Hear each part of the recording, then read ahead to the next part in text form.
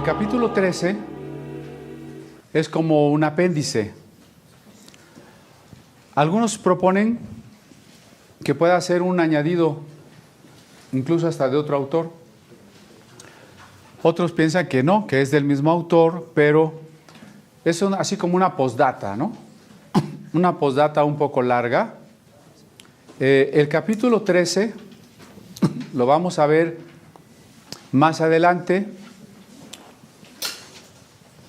porque quiero que captemos cómo del 1 al 12 hay una estructura muy importante, ¿no? De hecho, ese capítulo 12, comparando el Sinaí con el monte Sión, es la mejor manera de ir cerrando todo ese sermón. Recuerde que originalmente pues era un sermón. La carta a los Hebreos se divide en 4 exposiciones teológicas con sus respectivas 4 exhortaciones.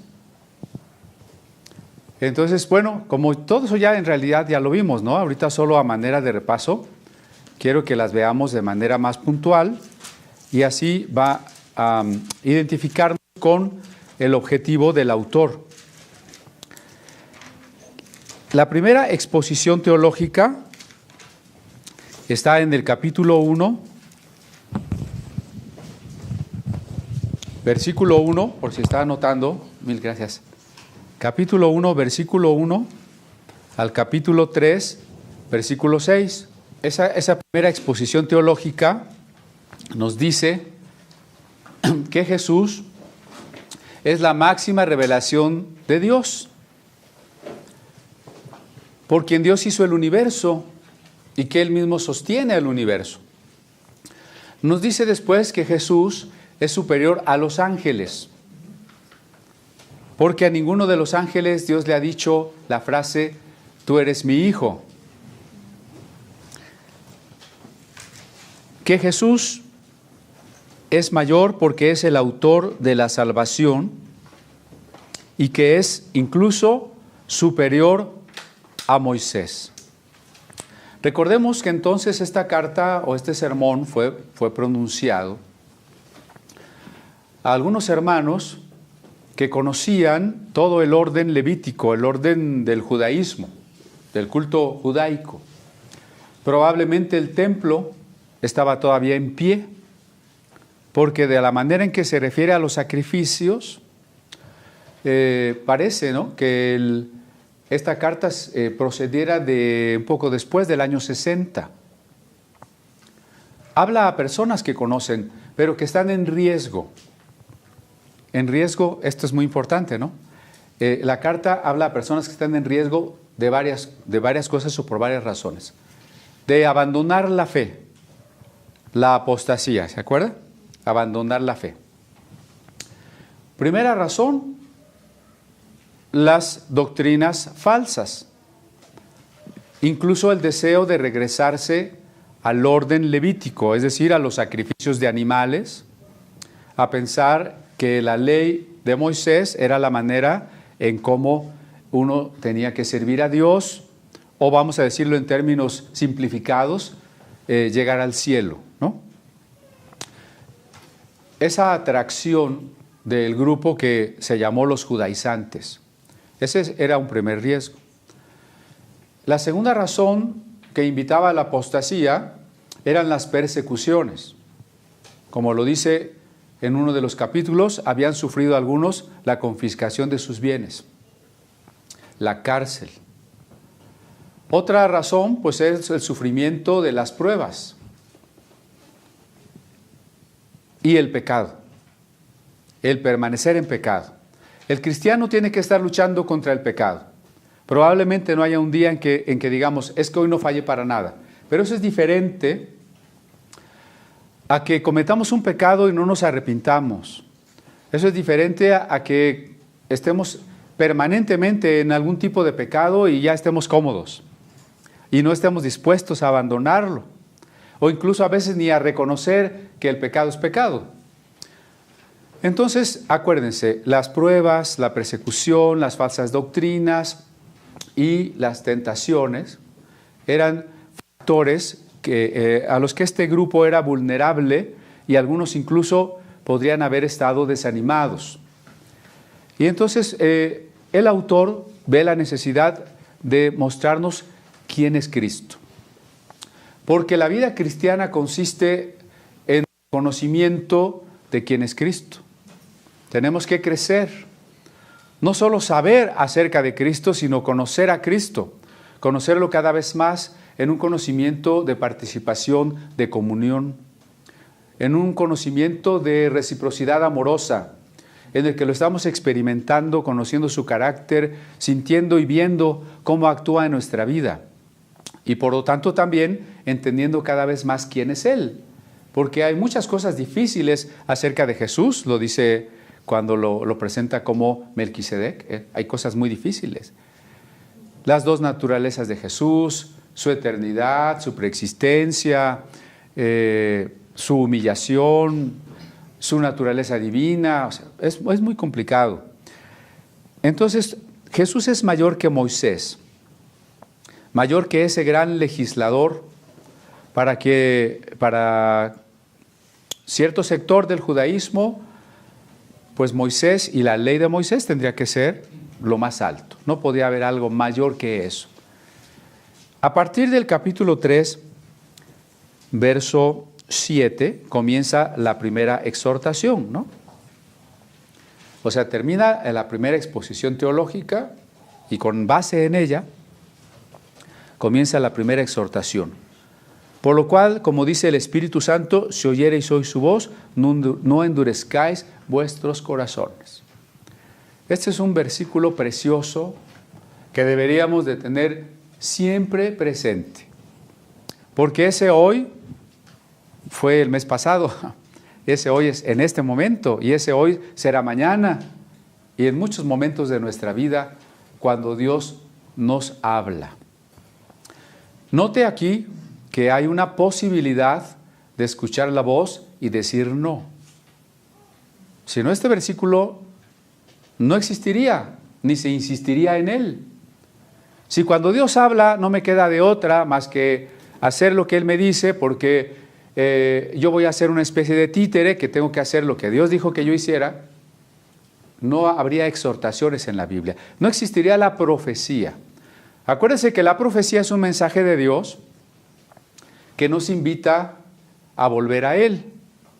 Y usted puede leer tantas profecías de Isaías, Jeremías, Ezequiel, Jonás, etc., y ver que todas son una invitación para abandonar el pecado, la injusticia, la idolatría, para humillarnos, para ser justos, para amar a Dios. Son invitaciones. Entonces, del hombre es la respuesta, porque de Dios fue la iniciativa, de Dios fue la gracia incondicional, y ahora su Espíritu Santo nos habla. Y si usted, por ejemplo, está esta mañana aquí o nos acompaña a la distancia, y el Espíritu Santo está hablando a su corazón, usted puede oír o puede endurecer.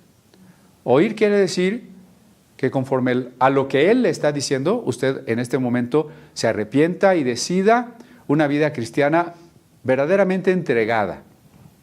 O puede hacerse duro y decir, bueno, sí, mañana, la otra semana, el otro mes, no es para tanto, no hay que ser fanáticos, mitad y mitad, ¿verdad?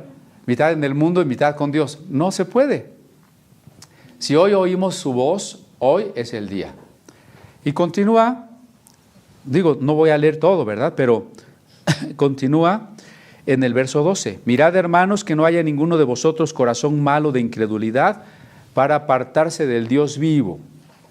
¿Se acuerda que en cuanto a las exposiciones teológicas, el tema principal de la carta es la superioridad de Jesús como sumo sacerdote? Y el tema principal de las exhortaciones es prevenirnos contra la apostasía. ¿Qué es la apostasía? Colocarnos fuera de la fe. ¿Es posible colocarse fuera de la fe? Digo, no ignoro que ha habido muchas discusiones, orales y escritas sobre el tema, pero pues no podemos borrar este versículo que es bastante claro. que ninguno de vosotros haya corazón malo de incredulidad. Incredulidad. Nuestro corazón, pues de por sí era malo. Dios lo está transformando, lo está santificando. Pero hay un problema que impediría la acción divina: la incredulidad. Ese San Juan en su carta le llamaría el pecado de muerte. Y en su evangelio dice: el que cree tiene vida eterna. El que no cree ya ha sido condenado, y aclara: por cuanto no creyó. El gran problema ni siquiera son todos los pecados que he cometido, porque todos los pecados que he cometido han sido perdonados. Pero la incredulidad es no aceptar el perdón. Entonces, si todos mis pecados ya estaban perdonados y yo no quise el perdón, ese es el verdadero problema, ¿no? Por eso aquí habla de la incredulidad. Muy bien. Dice al final del capítulo 3. ¿Quiénes fueron, verso 16, los que habiendo oído le provocaron? ¿No fueron todos los que salieron de Egipto por mano de Moisés? En esta primera parte del sermón, el autor nos pone un ejemplo histórico. Los hebreos salieron de la esclavitud de Egipto. Fueron redimidos, es decir, fueron rescatados. Uno esperaría que todos los que salieron de Egipto llegaran a la tierra prometida. ¿No sería lo normal? Incluso diríamos, ¿no sería el propósito divino? Como primer propósito divino, Dios no los iba a sacar para que se murieran en el desierto. Su promesa fue llegar a la tierra prometida. ¿Cuántos llegaron? Una minoría. De los adultos llegaron 2. Y los jóvenes. ¿Qué pasó con todos los demás? ¿Por qué no llegaron? Y esa es la exhortación. Es posible que tú hayas vivido tu Pascua. Tu Pascua es tu encuentro con el Cordero de la Pascua, que es Cristo. Tu Pascua es el día que tú saliste del mundo, el día que te convertiste y empezaste tu peregrinación a la tierra prometida. No podemos olvidar que somos peregrinos, ¿sí? Somos peregrinos. ¿Es posible que no lleguemos? Dice el versículo 19. Vemos que no pudieron entrar a causa de incredulidad. ¿Por qué todos los que salieron no llegaron? Muchos, pues. Otra vez el problema de la fe. Vea que Hebreos va a hablar mucho de la fe. ¿Por qué tiene que hablar mucho de la fe? Pues porque nos está previniendo contra lo contrario de la fe, la apostasía. Por eso hay un capítulo tan largo sobre la fe, que es todo el 11, y aquí nos va a estar insistiendo en ello, ¿no? Entonces, en el capítulo 4 continúa la exhortación, ¿sí? Y el verso 1 dice: temamos pues, no sea que, permaneciendo aún la promesa de entrar en su reposo, alguno de vosotros parezca no haberla alcanzado. Es un tipo de mandato, incluso de palabra, que no nos gusta mucho. Temer. Aquí se nos ordena temer. Y uno dirá: no, pero ¿cómo? Pues ser cristiano es ya no tener temores, ¿no? ¿No parecería así? Yo quiero confiar en Dios para no tener ningún temor de nada. Incluso varias versiones, cuando encuentran temor y reverencia, traducen servir a Dios con fervor. Servir a Dios como es debido. Le quitan esa palabra, ¿no? Suena muy fuerte, pero mejor no se la quitemos. Vamos a tomarla como es, como está, ¿sí? Tener temor. ¿Por qué tener temor? Adelantándonos al capítulo 12 que comentamos ya, donde Dios se nos presenta como un padre. Recuerde cuáles son las dos actitudes que tenemos hacia el papá. La confianza y el temor, ¿no? La confianza y el temor. O sea, cuando es momento de ser abrazados por el papá, de recibir el regalo del papá, de que nos manifieste su amor, pues estamos en total confianza. No hay ningún miedo, al contrario, nos sentimos totalmente protegidos, ¿no? Sobre todo si somos chiquitos y pensamos que nuestro papá es Superman, ¿verdad? Pero también hay temor, porque por el contrario, si es tiempo de disciplina, si merecemos el castigo, el papá lo va a infligir. Entonces, ambas cosas, ¿no? Por eso la carta insistirá que nos acerquemos confiadamente al trono de la gracia, en este mismo capítulo 4, pero también insistirá en que tengamos temor. ¿No parece contradecirse? ¿Verdad? Porque miren aquí este verso 4.1, temamos pues. Y luego, en el versículo que dice el 16, acerquémonos pues confiadamente al trono de la gracia. O sea, el 1 dice que temamos y el 16 que nos acerquemos confiadamente. Claro, porque son ambas cosas, ¿sí? Bueno, toda la exhortación continúa hasta el versículo 11 de este capítulo 4. En el capítulo 4, verso 12, comienza la segunda exposición teológica, que va a llegar hasta el capítulo 5, verso 10. Yo sé que es más pesado estar diciendo así citas y todo, pero normalmente no lo hacemos así, pero sí quisiera que se lleven un panorama de lo que hemos estudiado, que nos sirva de repaso. Del 4.12 al 5.10 tenemos la segunda exposición teológica que nos dice que Jesús es el sumo sacerdote. Es el sumo sacerdote que nos comprende porque fue tentado en todo y que fue perfeccionado como sumo sacerdote por lo que padeció. El autor está hablando a sus contemporáneos judíos también, que manejan un tipo de literatura que hoy nos es más desconocida, que en ese entonces era muy popular y que se llama, o conocemos hoy como la apocalíptica. Por ejemplo, el libro de Enoc y otros libros de la Halajot judía, que van a decir que algunos personajes como Enoc, como Abraham, como Moisés, o como Metatrón o Yaoel, algunos eran humanos y fueron ángeles, y luego son ángeles, y Enoc es como el Hijo del Hombre.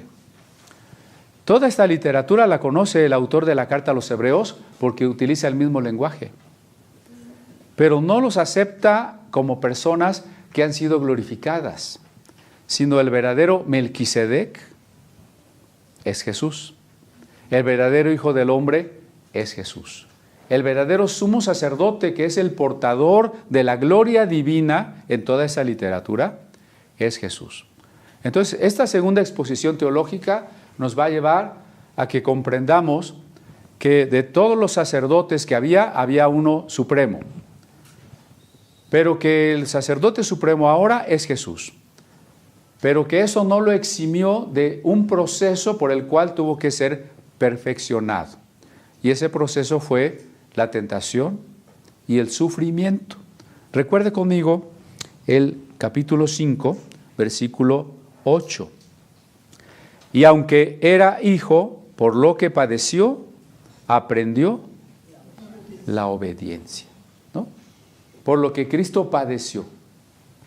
Porque tuvo que obedecer a su Padre hasta la muerte, hasta aceptar que el Padre le pidiera ir a la cruz.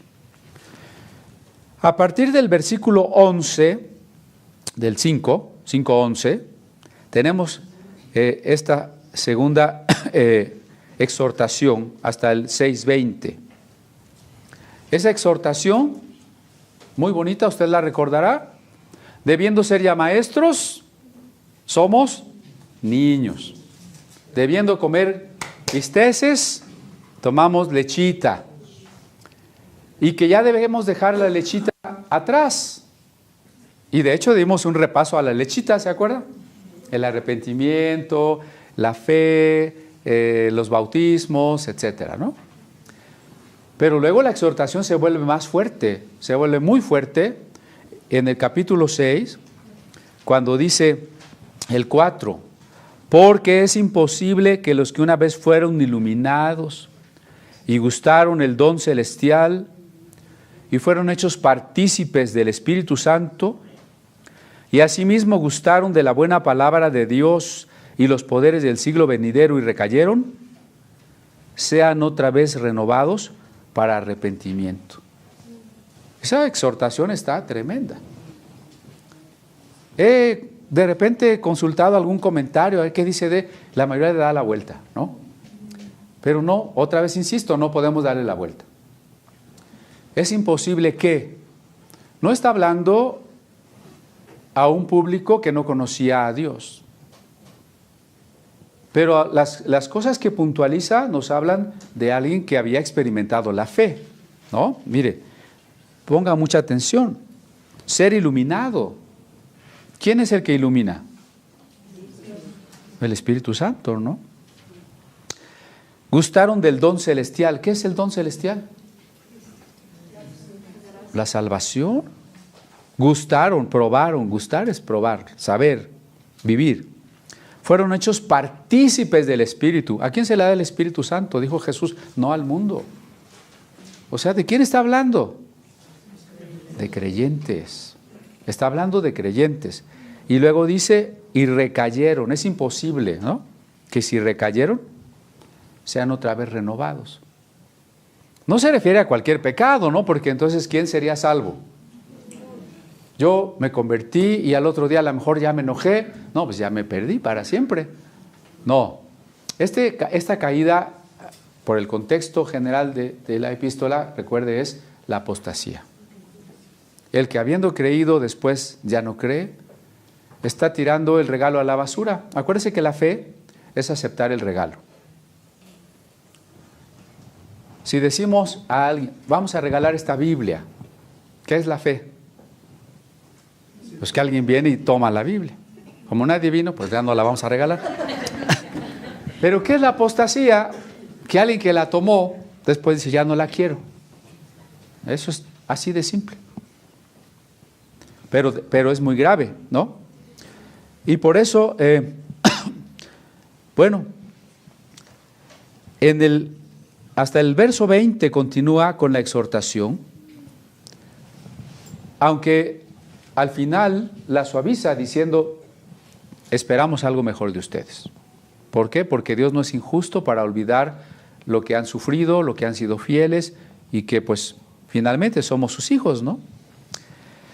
En el capítulo 7, desde el primer verso comienza la tercera exposición teológica.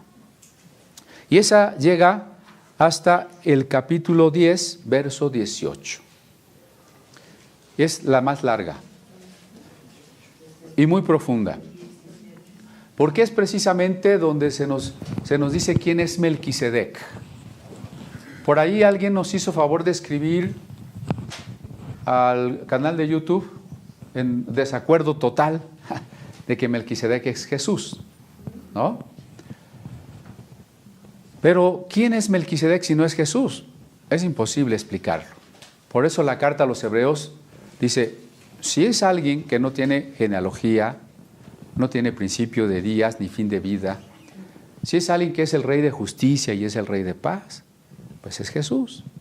Y entonces todo el capítulo 7 nos muestra que Jesús es Melquisedec y que en los días de su carne, es decir, cuando se hizo humano, Dios lo nombró sacerdote según el orden de Melquisedec.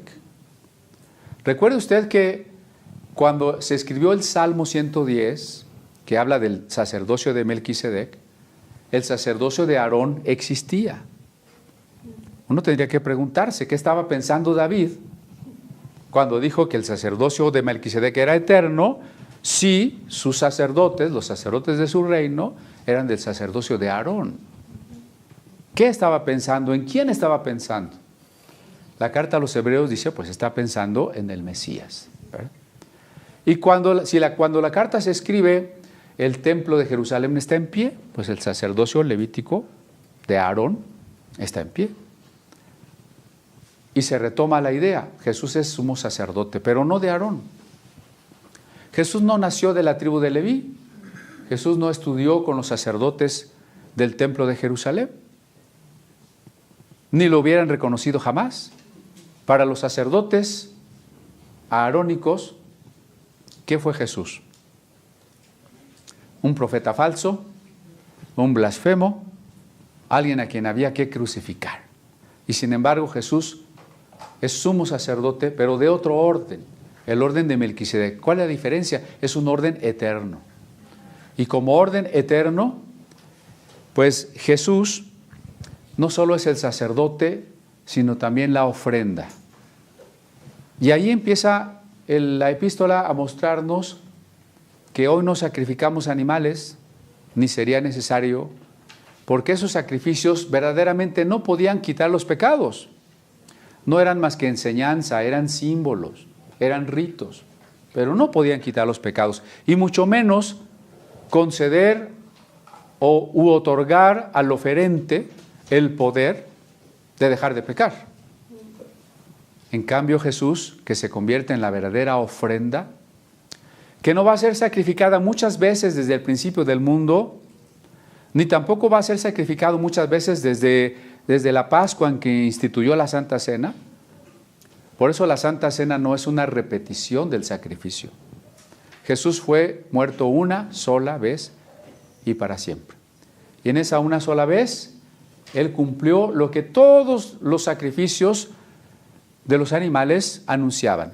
Fuera el holocausto, el sacrificio de paces, la ofrenda por el pecado, el cordero o el carnero del Yom Kippur, lo que fuera, Cristo cumple todos los sacrificios en su propia ofrenda.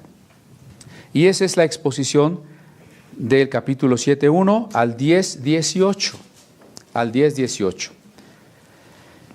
En el 10:19 comienza la siguiente exhortación. Así que, hermanos, teniendo libertad para entrar en el lugar santísimo por la sangre de Jesucristo. Conclusión de toda esta exposición, tenemos libertad para entrar en el lugar santísimo físico. ¿Físico o no? No físico porque no existe, y aunque existiera, pues no nos vamos a tomar un avión y vamos a ir y ni nos van a dejar entrar, ¿no? Tenemos libertad para entrar en el lugar santísimo verdadero, espiritual, celestial. No es celestial porque hay una realidad paralela allá arriba, sino porque representa principios. Y esta cuestión de la sangre de Cristo, ¿no? He visto que siguen, bueno, y seguirán las inquietudes y las predicaciones sobre el poder de la sangre de Cristo. En ese tenor de que hay que cubrir todo con la sangre de Cristo, de que la sangre de Cristo tiene poder, de que desde que Jesús fue circuncidado ya le salió sangre y pues ya desde ahí está la sangre. ¿Qué significa la sangre de Cristo? No significa hoy algo literal, en su momento fue histórica. La sangre que como verdadero hombre, como verdadero humano, tuvo, ¿no? Esa sangre que se derramó en la tierra, entre las espinas, los azotes, los clavos, la lanza, ¿no? Ahí se derramó la sangre de Cristo. Después resucitó. Así que ahora su cuerpo, es decir, su carne, sus huesos, su sangre, ¿cómo está? Glorificada, glorificada. Entonces, cuando hablamos de la sangre de Cristo, no estamos hablando, ojo, no estamos hablando de un líquido invisible de millones de litros que está por todo el mundo y que cualquiera echa mano y se embarra. ¿Sí?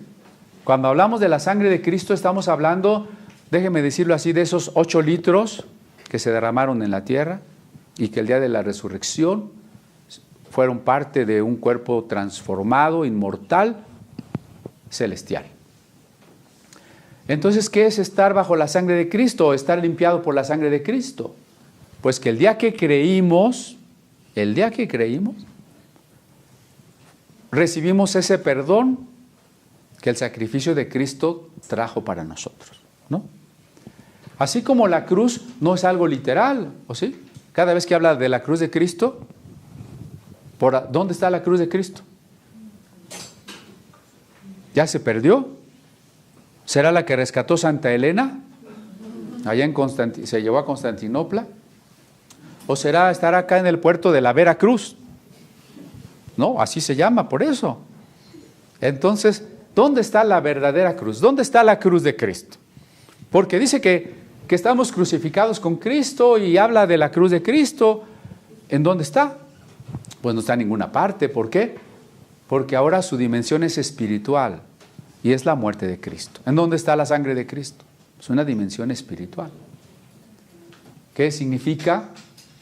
Que por su vida, y en este caso paradójicamente es lo mismo, que por su muerte, nosotros estamos perdonados, reconciliados con Dios, que haciendo uso de la ilustración de los ritos antiguos, la sangre se ponía sobre la tapa de la caja, del arca del pacto, y Dios no veía el pecado, sino su misericordia, su perdón. Entonces, cuando usted creyó, en ese sentido simbólico, espiritual, usted está bajo la sangre de Cristo. No es algo que tiene que pedir cada día. No tiene que decir en este momento, Señor, cúbreme con tu sangre, porque si oyéramos a Dios, Dios diría, oye, ¿cuándo te descubriste? ¿Por qué te tengo que volver a cubrir? ¿Verdad? Bueno, me apuro. Entonces, la exhortación tercera se vuelve también más fuerte, se vuelve muy fuerte, ¿sí? Y entonces dice el 26, porque si pecáremos voluntariamente después de haber recibido el conocimiento de la verdad, ya no queda más sacrificio por los pecados, sino una horrenda expectación de juicio y de hervor de fuego que ha de devorar a los adversarios. ¿No? También está muy dura, ¿no? Si después de recibir el conocimiento de la verdad, el 28, el que viola la ley de Moisés, muere. ¿Qué dice el 29? ¿Cuánto mayor castigo pensáis que merece el que pisoteare al Hijo de Dios y tuviere por inmunda la sangre del pacto, en la cual fue santificado? No le está hablando a los incrédulos, le está hablando al que fue santificado en la sangre del pacto, e hiciere afrenta al Espíritu de gracia, pues conocemos al que dijo, mía es la venganza. ¿No está dura esa exhortación tercera? Está tremenda, ¿no? Bueno, en el capítulo 11, todo el capítulo 11, tenemos la cuarta exposición teológica. ¿Qué es la fe? Y ya creo que quedó claro que la fe no es una fuerza mental para obtener cosas positivas, ¿no? Sino la fe es echar nuestra vida en Dios, recibir el regalo, el decirle sí a Dios, al matrimonio con Dios. Pero al ser un sí de ese tipo, del tipo matrimonial, es un sí que implica la entrega de la vida. Es un sí que cambia mi situación, mis obligaciones, mis deberes, mis propiedades, mis derechos, ¿no? Eso es la fe. La fe es el sí a Dios. El sí a la gracia. Por eso la carta a los Hebreos nos dice de todas estas personas que le dijeron sí a Dios y que por decirle sí a Dios experimentaron su manifestación y su redención en diferentes pruebas, peligros, pero también los que por decirle sí a Dios tuvieron que esperar, y a veces por muchos años, la respuesta divina, como Abraham, nada más 30 años para que llegara un hijo. Otros que por decirle sí a Dios no vieron ninguna promesa cumplida, sino que tuvieron que poner su vida. A veces morir en ese momento, a veces no morir en ese momento, pero andar errantes, desnudos, pobres, escondidos por las cuevas, perseguidos. Termina esa exposición teológica y comienza la cuarta exhortación, que es todo el capítulo 12. ¿Cómo empieza esa cuarta exhortación? Por tanto, nosotros también, como ellos, ¿no? como toda esa lista de testigos, despojémonos de todo peso y del pecado que nos estorba. Ahí está la exhortación. Despojarse del peso del pecado. Si a veces nos sentimos desanimados, hay que pensar que las pruebas y tentaciones Dios las permite por una razón, porque somos sus hijos. Y como hijos necesitamos madurar. Sin la prueba, sin la disciplina de Dios, sin el castigo de Dios, sin la necesidad de vencer tentaciones, no podríamos madurar. Por eso nos exhorta a que en vez de desanimarnos, pensemos que todo papá que ama a su hijo lo castiga. De eso ya habíamos hablado, ¿no? Por eso yo sé que estos 15 días ya le dieron duro a sus chamacos, ¿no? Todo papá que ama a sus hijos los castiga. Entonces, si pensamos que Dios nos ama, que Dios está tratando con nosotros, porque hay un fruto que esperamos, un fruto apacible, un fruto deseable, entonces nuestra esperanza crece. Nuestras manos se levantan y nuestras rodillas se mueven, ¿no? Porque ese versículo que es el número 12, por lo cual levantad las manos caídas y las rodillas paralizadas, ¿no? ¿Qué son las manos caídas? Pues que ya no quiero hacer nada, ¿no? No, hay estas huelgas de manos caídas, ¿no? Y las rodillas paralizadas, pues ya no camino, ya no quiero correr, menos correr.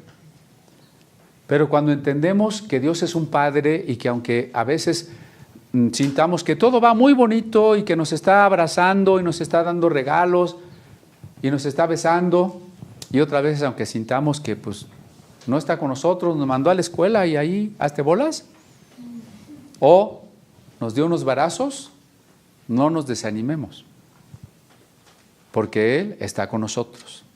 Y eso es la fe. Pero también la exhortación al final, fíjense que llega a una culminación tanto teológica como exhortativa. La culminación teológica es que no nos hemos acercado a la montaña del antiguo pacto.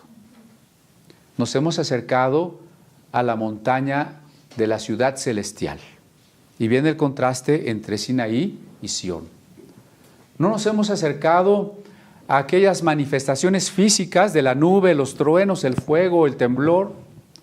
Nos hemos acercado a algo invisible pero más sublime, a la compañía de muchos millares de ángeles, al juez justo, Padre de los espíritus, a la congregación de los primogénitos, a Jesucristo el mediador del pacto eterno rociado por su sangre, como ya explicamos, que se rociaba el rollo del pacto. Nos hemos acercado, pero este acercamiento también tiene su demanda. Al ser un pacto mejor, las consecuencias de rechazarlo son más grandes. Cuando decimos que Dios está enojado, tenemos que decirlo pensando qué significa eso. En un sentido, no podemos decir que Dios está enojado. Jesús vino a mostrarnos que Dios es ese papá que sale al camino todos los días para ver si su hijo regresa. Y cuando regresa, pues lo abraza, lo recibe, llora con él, lo besa, le hace fiesta, le da otra oportunidad. Pero la ira de Dios es que estamos apartados de Él. Y entonces sufrimos las consecuencias. Pero tiene que quedarnos claro que Dios no está enojado en el sentido de que dice, esta humanidad pecadora ya me tiene harta, los voy a mandar a todos al infierno. Porque si Dios quisiera eso, no hubiera mandado a Cristo. ¿Sí comprendemos que el hecho de mandar a su Hijo es que no quiere que vayamos al infierno? O sea, ese era nuestro destino justo, ¿no? Pero si Dios está diciendo, voy a mandar a mi Hijo para que no vayas, pues que no quiere que vaya. Y que está pagando el precio supremo. Nadie le impuso ese precio, es el precio supremo del amor supremo, la entrega total del ser. Y así Dios quiso hacerlo, ¿verdad? Entonces, en ese sentido, Dios no está enojado. Está enojado en el sentido de que nos tiene que dar nuestros varazos cuando los necesitamos. Y está enojado en el sentido de que todo el que está fuera del amor de Dios automáticamente está en lo que Pablo llama la ira de Dios. Y que tiene que ver bastante con la consecuencia de nuestros pecados en relación con la justicia divina. Pero entonces, si el regalo del nuevo pacto es mucho mayor, la responsabilidad por rechazar el nuevo pacto es mayor. ¿Se acuerda cuando Jesús le dijo a algunos que envió, si en alguna ciudad no los reciben, el castigo para esa ciudad será mayor que para Sodoma y Gomorra? Porque si en Sodoma y Gomorra se hubieran hecho las cosas que allí se hicieron, se habrían arrepentido. Entonces hay demandas diferentes de Dios, hay responsabilidades mayores y menores. Quien hubiese tocado el monte Sinaí hubiese sido apedreado.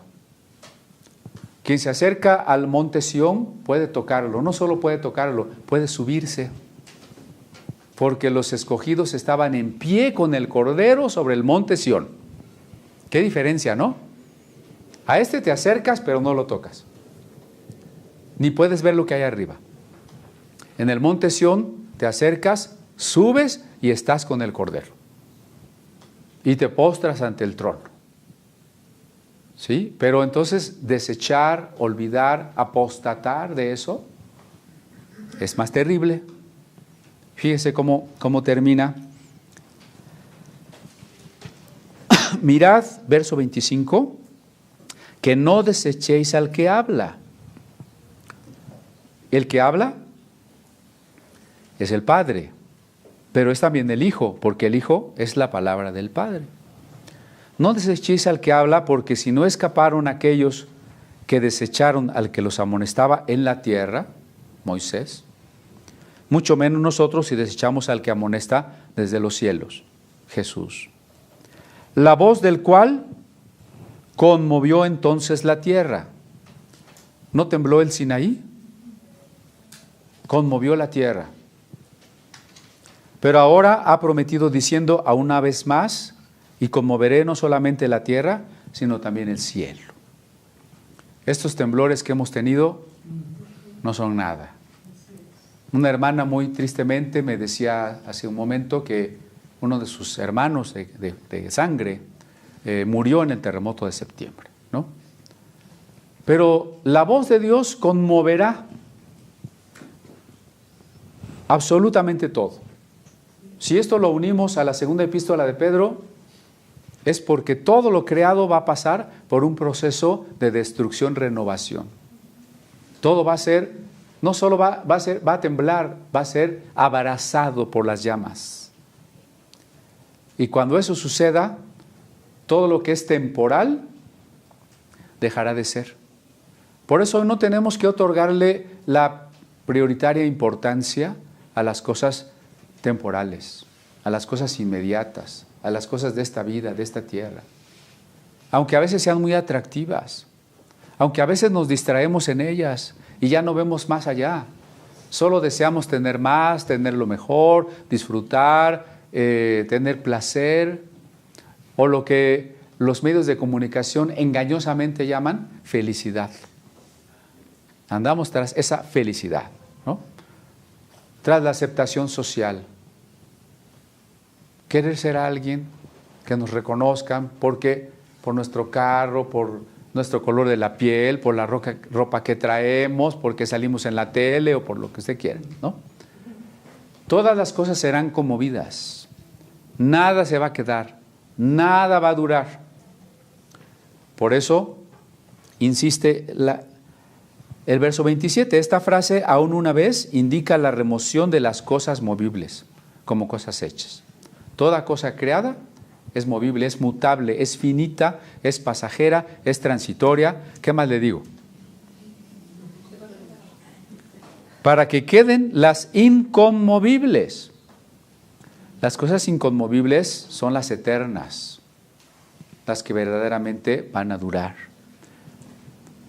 ¿Cuáles son algunas de esas cosas inconmovibles? Mi celular. ¿Me lo voy a llevar al cielo? Para seguir ahí. ¿Qué va a durar? Mi cuenta del banco. ¿No? Esas cosas son mutables. ¿Cuáles son las inmutables? Dígame una. El amor, la fe, la belleza, la verdad, la libertad, la bienaventuranza. Estamos trabajando y haciendo tesoros para las cosas eternas y no sabemos cuáles son. ¿Usted cree eso? Díganme más.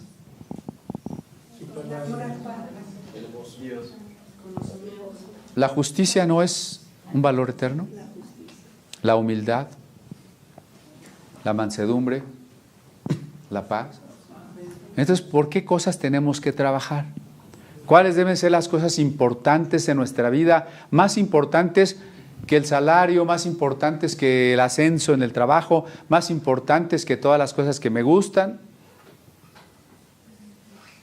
¿Cuáles son las importantes?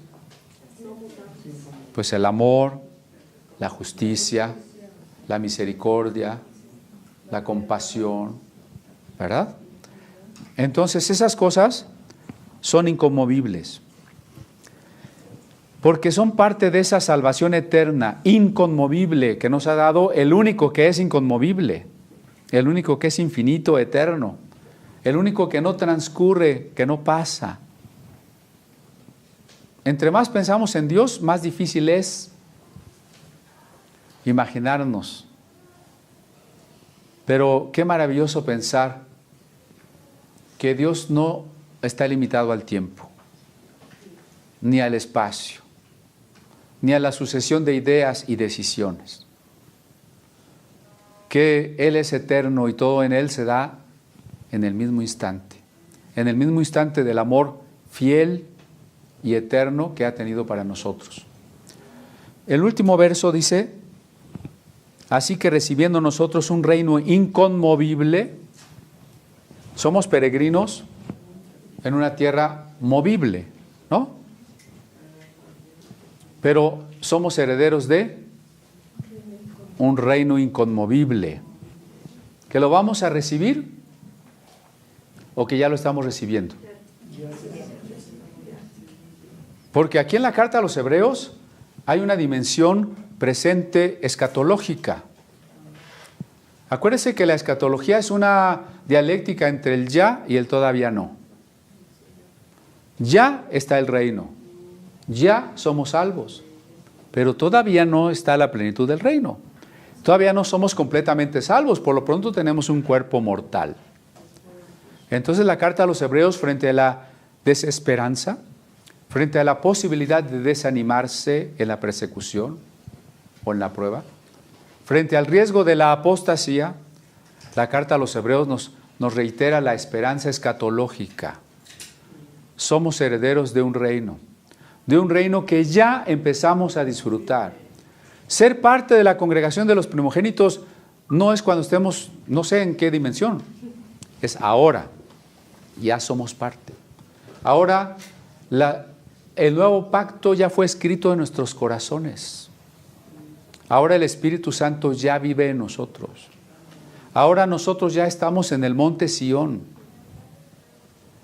Esto es totalmente relacionado al Apocalipsis y no me va a dar tiempo de meterme al Apocalipsis, pero por ahí están los videos del Apocalipsis, ¿no? Porque cuando vamos a Apocalipsis 4, dice, había 24 ancianos con ropas blancas y sus coronas y sus arpas, y decimos, oh, si eso va a ser después de la gran tribulación. Eso es ahorita. Estamos sentados en lugares celestiales con Cristo. Hemos sido vestidos de ropas blancas, que es la justificación. Tenemos arpas en nuestras manos, que es la adoración. Tenemos coronas porque hemos sido hechos sacerdotes y reyes, ¿no? Es ahora cuando estamos en el monte Sión con el Cordero. Pero no solamente ahora, es también una dimensión futura y eso fortalece nuestra esperanza. Así que recibiendo nosotros un reino inconmovible, tengamos gratitud y mediante ella sirvamos a Dios, proclamando prosperidad, un cristianismo burgués, descafeinado y deslactosado, para vivir cómodamente como Dios quiere. ¿No tiene esa versión usted? Sirvamos a Dios agradándole con temor y reverencia. Es algo que nos falta, ¿no? Reverencia es estar en lo que estás. No sé, hay reuniones, hay estudios donde la gente llega a la mitad y interrumpe la predicación y se pone a saludar y jijiji, jajaja, ¿no? O todavía no estamos acostumbrados a usar este aparato. Ahí estamos en el culto, ¿verdad? O suena, ya me salí, o no sé, nos falta temor y reverencia. O sea, ¿qué es temor y reverencia? Realmente poner todo nuestro corazón, toda nuestra mente, todo nuestro tiempo, toda nuestra atención con la dignidad que Dios merece. Si usted le diera una audiencia el presidente, pues tal vez usted estaría muy, muy trajeadito y muy atento, ¿verdad? Entonces, estamos ante Dios. Y estamos no aquí. Nosotros no creemos en lugares santos.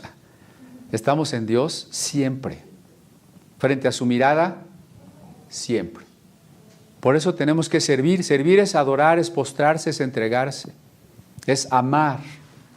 Sobre todo es amar, ¿no? Con temor y reverencia. Otra vez parece una contradicción. Cuando decía que entremos confiadamente y que tengamos temor. Ahora dice que amemos y sirvamos con temor. ¿Se puede amar con temor? ¿Sí? ¿Sí será? Sobre todo si te van a dar con el rodillo, ¿verdad? Pero quiere decir que en mi corazón anhelo no ofender a la persona amada, sino precisamente manifestar que la entrega es total. ¿Cómo dicen las cartas de los enamorados? Te amo con la mitad de mí. ¿No? Te amo con todo. Esa es la reverencia, ¿no? Todo mi corazón. Y el último verso dice, porque vuestro Dios, nuestro Dios. ¿Qué manera de cerrar? Porque lo demás es apéndice. ¿Qué manera de cerrar? Nuestro Dios es fuego consumidor.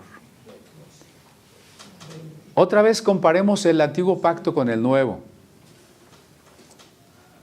Moisés vio una zarza que se quemaba por un fuego que no la consumía. Y ahora dice, Dios es fuego consumidor. ¿No es interesante? Entonces, la zarza arde con el fuego divino. El fuego divino ilumina, purifica, manifiesta su gloria, pero no destruye. Pero hay otra posibilidad. Así como Cristo es la roca, y si tú caes sobre la roca, serás quebrantado. Pero si la roca cae sobre ti, serás aplastado, ¿no? Entonces la roca puede funcionar de dos maneras. O estás fundado sobre ella, o estás aplastado por ella. El fuego divino también hace estos dos trabajos. Cuando tú te acercas a Dios en la santidad a la que nos invitó, ¿qué versículo es? El 14, seguid la paz con todos y la santidad, sin la cual nadie verá al Señor. Cuando nos acercamos en la santidad, ¿no? Porque cuando Moisés dijo, voy a ver qué pasa con ese arbolito que no se quema, era algo muy significativo porque un arbusto del desierto es común, es sin ningún valor, es cualquiera de nosotros. ¿Usted ha ido a ese desierto donde hay chorromil de estos arbustitos? Así Moisés dice, ¿qué valor puede tener este arbustito? Pero ¿por qué no se quema? Y se le dice, quita tus zapatos porque este lugar es santo. O sea, no pises con los zapatos sucios. Eso las mamás me van a entender muy bien, ¿verdad? No pises con los zapatos sucios. O sea, tienes que acercarte en limpieza porque este lugar es santo. Es santo porque yo me he manifestado ahí. Cuando nosotros llegamos al monte Sión y somos santificados por Cristo, no tenemos que tener un temor equivocado de, es que yo no soy tan santo, a lo mejor no me voy a salvar. Cristo nos ha santificado y nos ha justificado. Si no, no podríamos acercarnos a Él. Pero se nos invita a permanecer en esa santificación, porque la apostasía sería dejar de lado ese regalo, entre otras cosas, de la santificación. Y entonces, el fuego para el creyente es un fuego purificador. Como diría Jesús, ¿no? Quemará la paja en fuego. El trigo hay que limpiarlo de la paja. Y lo malo desaparece. Como el oro que se mete al crisol. El fuego que purifica. Pero si yo no puedo permanecer en la fe, ¿qué haría ese fuego conmigo? Me destruye. Por eso el lago de fuego y azufre también tiene el mismo símbolo del fuego. Y es el justo juicio de Dios. Entonces nuestro Dios es fuego consumidor. Como es el corolario de esas exhortaciones tan duras que vimos en el capítulo 3, los que no entraron, que vimos en el capítulo 6, imposible ser renovado, que vimos en el capítulo 10, ay del que tuviere por inmunda la sangre del pacto. Y ahora cierra, ¿no? Se han acercado a un pacto mejor, se han acercado a privilegios mucho más grandes, se han acercado no a una religión y a sus ritos materiales, físicos, se han acercado a una montaña espiritual, a un reino inconmovible, a un sumo sacerdote que es el mediador por su propia sangre, que llega a la culminación de la idea de sumo sacerdocio. Se han acercado a eso. Por tanto, grande es nuestro privilegio, grande es nuestra bendición, que por los siglos de los siglos estaremos conociendo más y más a Dios sin terminar de conocerlo, amándolo cada vez más y más sin que ese amor llegue a agotarse. ¿No? ¿No es maravilloso? Pero perderse eso mismo es lo más terrible que nos pudiera suceder. Nuestro Dios es fuego consumidor. ¿Quiere que Dios consuma en usted lo que estorba? ¿Quiere que esa llama que no destruye le ilumine y le consagre? ¿O quiere que esa llama sea la llama que consume, que castiga y que lleva al que está apartado de Dios? Pues al sufrimiento eterno no quisiéramos. Entonces, vamos a llegar la próxima semana al apéndice del capítulo 13, pero hoy cerramos el corpus principal de la epístola con estas exhortaciones, ¿no? Que ya habíamos estudiado, pero que es necesario repasar, tener presentes. Si oyereis hoy su voz, no endurezcáis vuestro corazón. Acérquense confiadamente al trono de la gracia, debiendo ser maestros, apúrenle, ¿verdad? No vayan a tener en poco la sangre de Cristo, hay que levantar las manos, hay que correr con paciencia la carrera de la fe y hay que servir a Dios con temor y reverencia. Y yo creo que si esto lo tomamos en cuenta, con la gracia de Dios no vamos a caer en la apostasía, que es un riesgo presente. Cuando Pablo dice, si alguno cree estar firme, mire que no caiga, es porque debemos reconocer que los riesgos son reales. Y están presentes, aunque yo en este momento me sienta fuerte, gozoso y piense que no, los riesgos están presentes. De tal manera que yo espero que todos los que hoy estamos aquí, estemos en la resurrección. No vayamos a decir, faltó el hermano fulano, la hermana perengana. ¿Verdad que no?